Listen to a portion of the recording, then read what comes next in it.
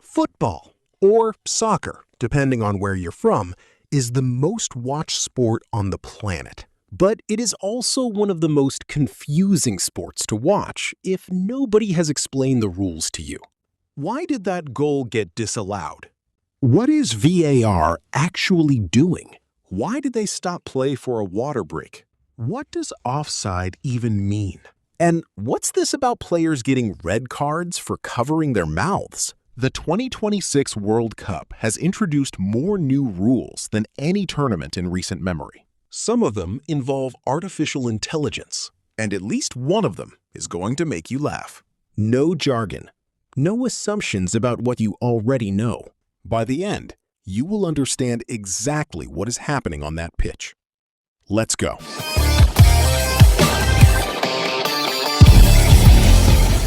Let's start with the biggest change, the one that changes everything else. For every World Cup from 1998 to 2022, the tournament had 32 teams. 2026 breaks that. For the first time ever, 48 national teams will compete. That is 16 more countries than any previous tournament. What does that mean in practice? More football. A lot more. Instead of 64 matches in the entire tournament, there are now 104. That is 40 extra matches, almost an entire extra tournament's worth of games. Why did FIFA do this? The official answer is global inclusion. Africa goes from 5 spots to 9. Asia from 4.5 to 8.5. The critics say it's about money. FIFA expects revenues of nearly $9 billion. For you, as a viewer, more football, more nations, more chances for a giant-killing upset, and a tournament that runs a full 39 days, from June 11th to July 19th. So we have 48 teams. How do they all fit into a tournament? The 48 teams are divided into 12 groups, labeled Group A through Group L. Each group has 4 teams. Every team plays 3 matches, one against each of the other 3 teams in their group. Same as before. Points work exactly how they always have. 3 points for a win, 1 point for a draw, 0 for a loss. In the old 32-team format, the top 2 teams from each of 8 groups advanced. In 2026, the top 2 from each of the 12 groups advance automatically. That's 24 teams. Then, the 8 best third-place finishers from across all 12 groups also advance. That gives you 32 teams in the knockout stage. Even if you finish 3rd in your group, you might still be alive in the tournament. The knockout stage itself has a brand new opening round, the round of 32. 32 teams, 16 matches, single elimination, you lose and you go home. From there, it narrows to the round of 16, then quarterfinals, then semifinals, then the final. Total knockout matches, 63. Total matches in the whole tournament, 104. It is genuinely enormous. What happens when 2 or more teams finish on the same number of points? This is where a lot of new football viewers get lost, so let's make it crystal clear. FIFA uses a 7-step tiebreaker system. Think of it as a checklist. You go down the list until one team separates from the other. Step 1, goal difference. You take the number of goals you've scored and subtract the number you've conceded. Higher number wins. So if Team A scored 6 goals and conceded 2, their goal difference is +4. If Team B scored 3 and conceded 1, theirs is +2. Team A ranks higher. Step 2, goals scored. If goal difference is identical, the team that scored more total goals advances. This rewards attacking play. Step 3, head-to-head. If they're still level, what happened when those specific teams played each other? The result of that direct match becomes the decider. Step 4, fair play points. Yellow cards cost you a point. A red card costs you 3. This is FIFA's built-in incentive for clean play. Fewer cards means a better ranking. Steps 5, 6, and 7 go deeper into head-to-head statistics, goal difference, and goals scored in the match between the tied teams specifically. And if, against all probability, teams are still completely level after all of that, Step 7, a drawing of lots. A literal random draw. Yes, at the World Cup. It has happened before. One key point.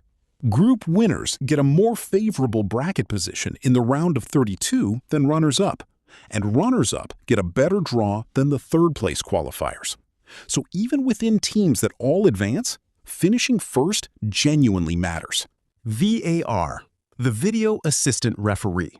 If you've watched any football in the last few years, you know VAR. You know the wait. The referee touching his earpiece, the on-screen graphic appearing, the crowd going quiet or furious, depending on which way the decision goes. VAR was introduced to correct clear and obvious errors. In 2026, its powers have been significantly expanded. Let me break down exactly what's new. New VAR power number 1, second yellow cards.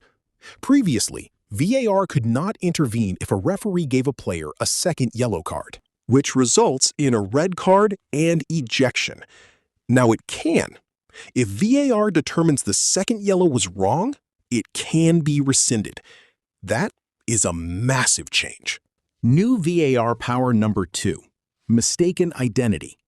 If a referee gives a yellow or red card to the wrong player, say because players were bunched together and the ref misidentified who committed the foul, VAR can now correct that. The card goes to the right person. New VAR power number 3, corner kicks. VAR can now review whether a corner kick was correctly awarded. If the ball clearly came off the attacking team last and the referee incorrectly gave a corner, VAR can intervene, but only if play hasn't restarted yet. New VAR power number 4, fouls before restarts. If a player commits an offense, like a shove or a trip, just before a corner kick or free kick is taken, VAR can now flag it. This closes a loophole teams used to exploit by committing fouls in the setup phase that referees couldn't see. One more change to how VAR communicates.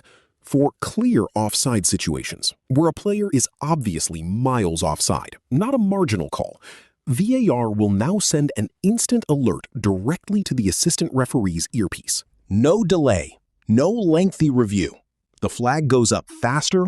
This is the one that genuinely sounds like science fiction, but it's real, and it's happening at this tournament. FIFA has upgraded its semi-automated offside technology for 2026, and the upgrade involves creating a three-dimensional digital avatar of every single player in the tournament. Here's how it works. Before the tournament, every player, all 1,248 of them across 48 squads, entered a chamber to be body scanned. The process takes 1 second. It captures precise measurements of every body part. FIFA says this gives the system highly accurate body part dimensions. During matches, 12 cameras mounted around each stadium track 29 points on every player's body simultaneously, 50 times per second. The ball also has a sensor chip inside it, transmitting data 500 times per second. The AI processes all of this in real time. Why does this matter? Offside decisions have historically been the most controversial calls in football. Whether a shoulder, an elbow, or a toe was ahead of a defender by a centimeter can change a match or a World Cup.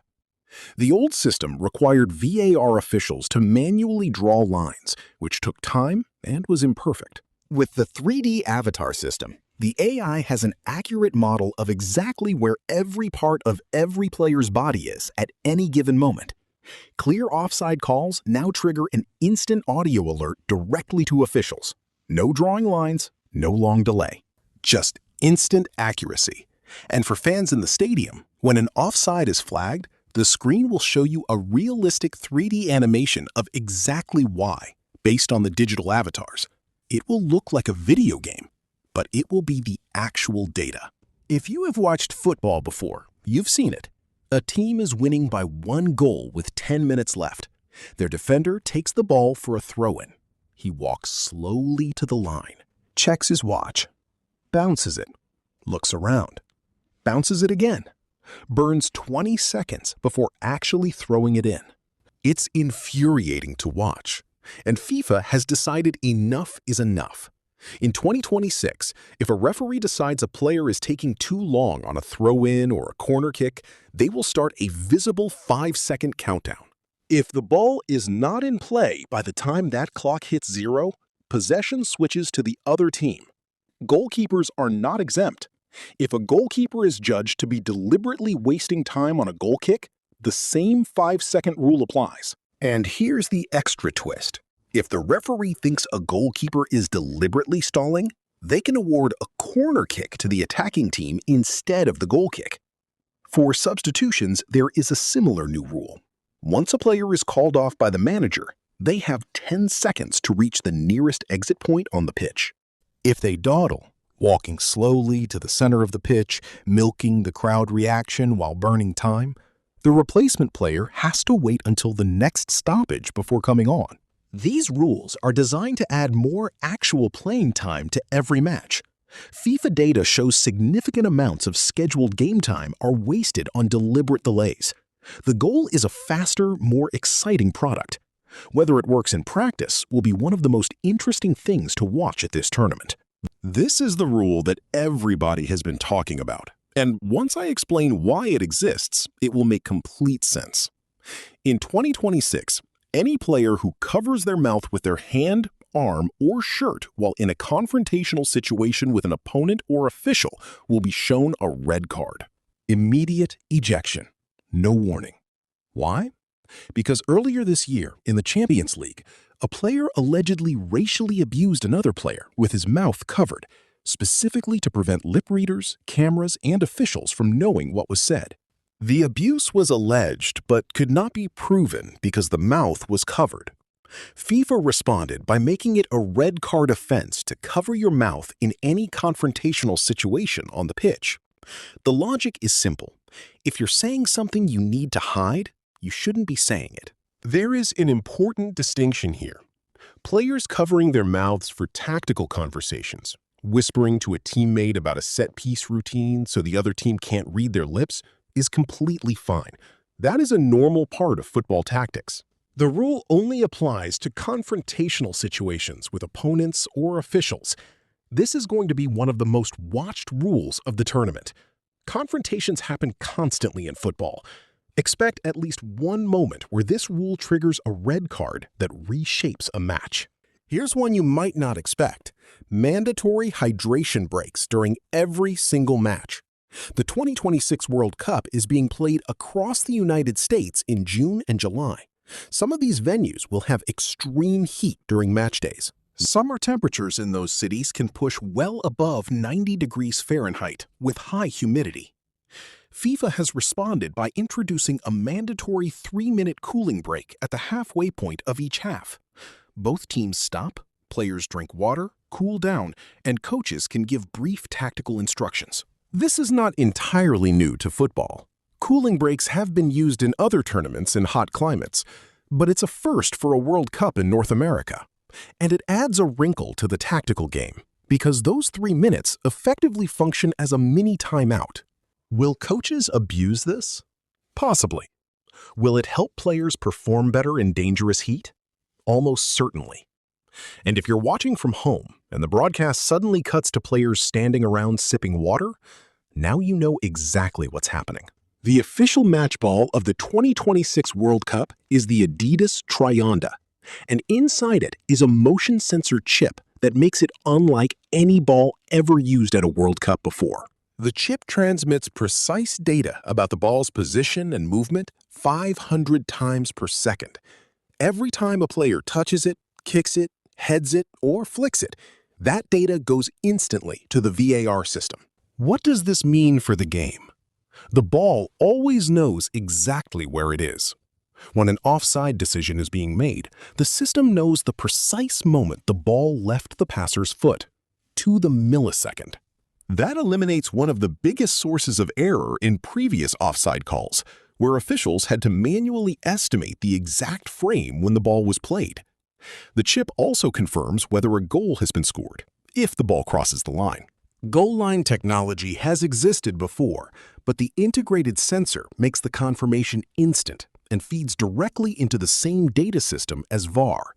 And from a pure fan perspective, you will see the data this ball generates displayed on your broadcast.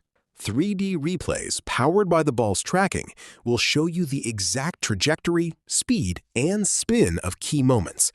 It's going to make watching football on television more informative and more spectacular than ever before. 9 rules, 9 changes, and the 2026 World Cup has only just begun. Here's the honest truth about all of this. Once you've watched a few matches, most of these rules will feel completely natural. The 5-second countdown, the cooling break, the VAR review. You'll start to predict the referee's decision before he even makes it. The USA plays their first match on June 12th against Paraguay at SoFi Stadium in Los Angeles. If you're watching that game, and you should be watching that game, you'll see almost all of these rules in action in real time. If you want to follow the whole tournament, every match, every rule, every story, subscribe. We're posting new videos every week throughout the entire 2026 World Cup.